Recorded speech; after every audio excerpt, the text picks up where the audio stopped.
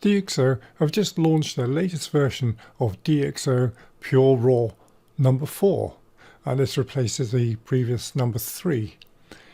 So now let's take a look and see what this new version offers us.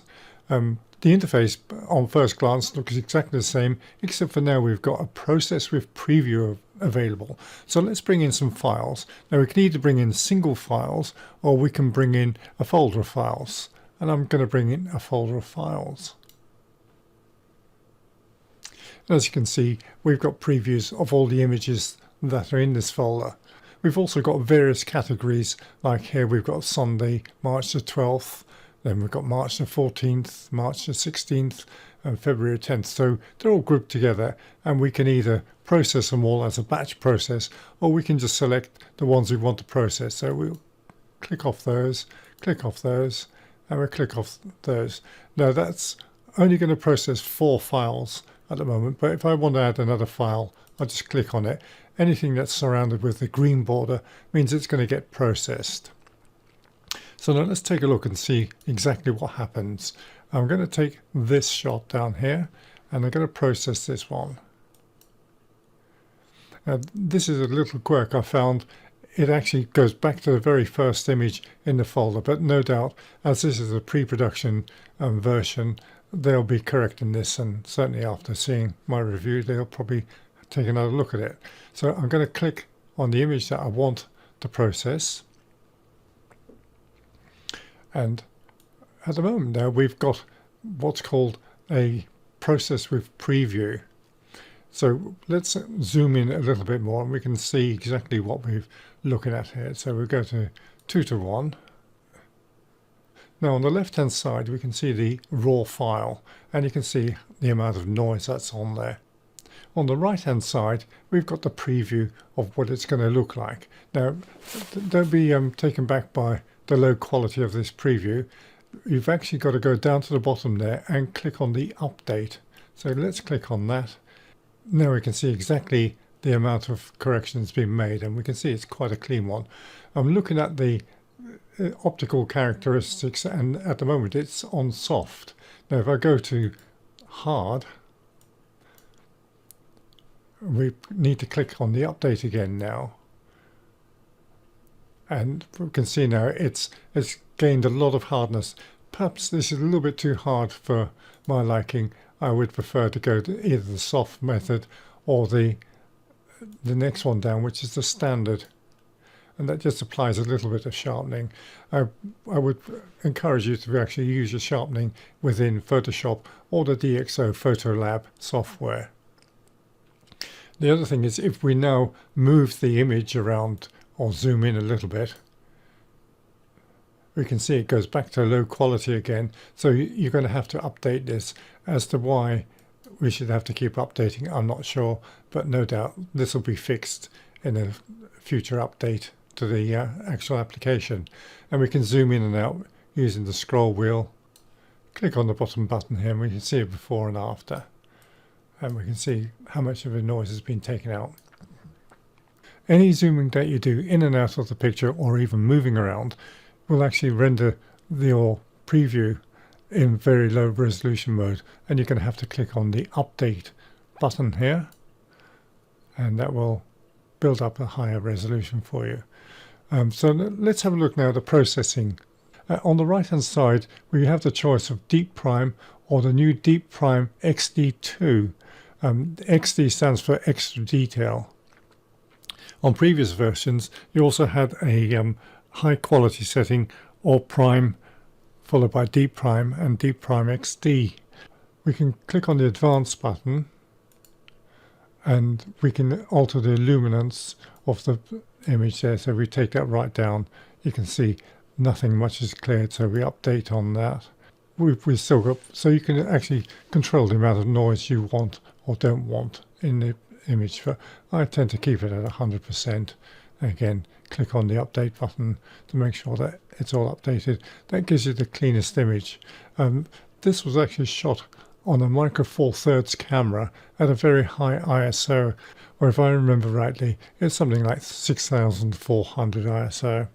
With the smaller format of the Micro Four Thirds camera does render a lot more noise than say a full frame camera with higher megapixel sensors. This has actually produced excellent results. We can also change the lens softness, and we go from soft, which it's on now, and we can go straight to hard. This automatically renders it for you. The hard is possibly a little bit too hard, and as I previously stated, it would be easier to apply your sharpening in your image editing application. DxO Photolab 7 has got a very good sharpening facility on there, as has Photoshop and Lightroom. If your lens has any vignetting, we can remove that. Chromatic aberrations remove, lens distortions will also be removed.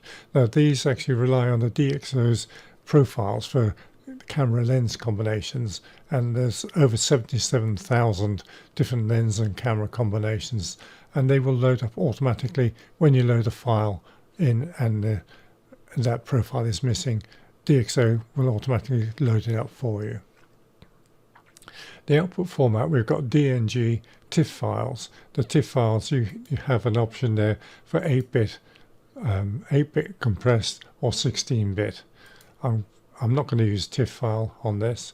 DNG, there's no other options. It's just straightforward digital negative. You can actually output all three formats in one go if you wanted to, but I'm just going to stick with the JPEG. And again, with JPEG, stay at the highest quality possible. If you take it down lower quality, you start losing detail. It starts becoming slightly pixelated, although we can't really see it very clearly on this image. But I'll leave it 100%. Smart lighting, that is reduces the lighting effect. Again, it doesn't seem to make a lot of difference. It just gives a little bit of a lift to the image, as you can see there. Your destination, you can either have the rendered file placed in the original images folder and a subfolder marked DxO, or you can choose a custom folder, and this means having to browse through your hard drive and finding a folder where you want to store your pictures, rendered pictures that is. File renaming, you can rename the file using various formats, file name, the date, and the processing method. And if you want to add your own bit of information on the end of that, you can also do that. So we'll go OK on that. And now we can now press the process now.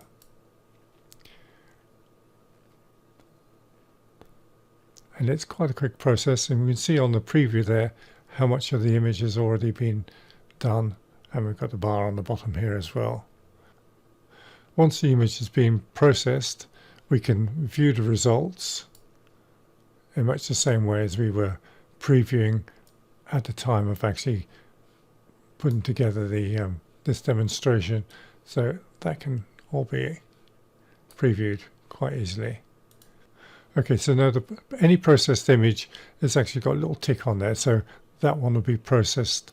It won't be processed should I decide to decide to do all four of these pictures.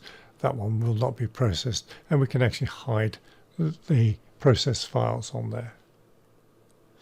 Now there is another way we can do it. So we go onto the process there and we click on the process button, and now we've got this a similar dialog, and we can click on the edit there and we can choose this, the top section on there, and that's exactly the same as we had before, and all the lens corrections there, D prime, etc. So we apply all that, and we output again. We can choose the DNG, TIFF, JPEGs, and subfolders, etc.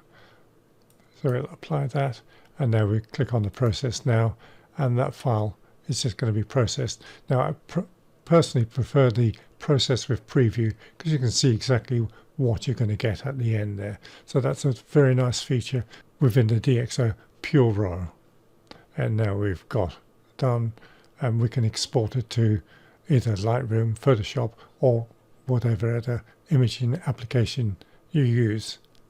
I'd say that this new version is a good upgrade to a previously version which I enjoyed using. I think the version 4 with the extra detail too is producing much better, nicer, cleaner pictures. So all in all, I'd say it's a worthy upgrade for DxO.